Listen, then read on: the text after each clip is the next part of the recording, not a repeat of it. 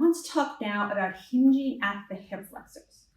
So we've talked about how it's so common for us to lean forward and pick things up from here, and we sit on our chairs and we tend to round. We often don't know where the hip flexors are. You don't round from up here.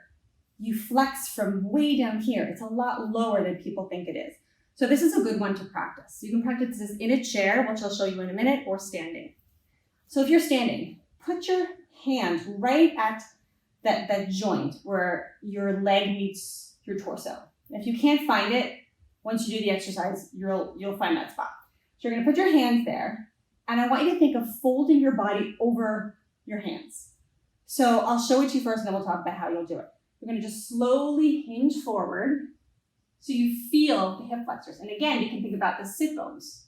Think about your sit bones going out that way. So you put your hands here.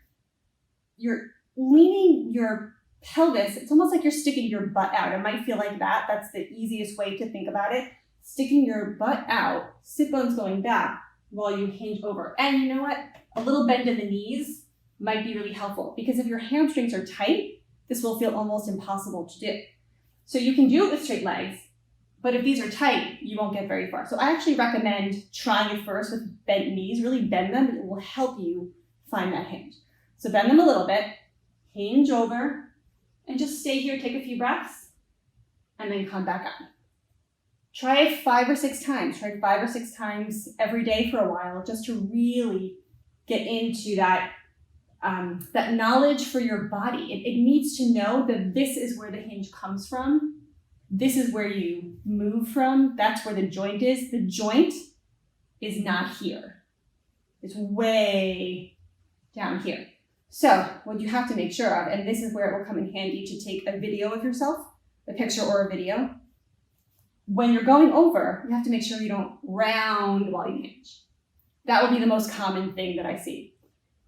Okay, you've got your hip flexors, you're going over, but where's your upper body?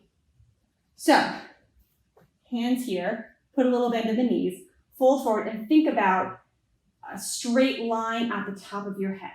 Or maybe it will help you to think about opening your chest. Everyone will be a little bit different with what cues work for them, but if your tendency is to do this, it might help for you to think of your chest staying open and your head staying long. Think about that length, getting that length in your spine.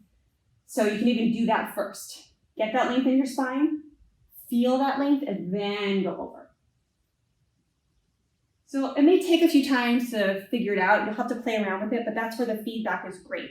You can share in the Facebook group or just take a video of yourself and you'll get that immediate feedback of what you're doing.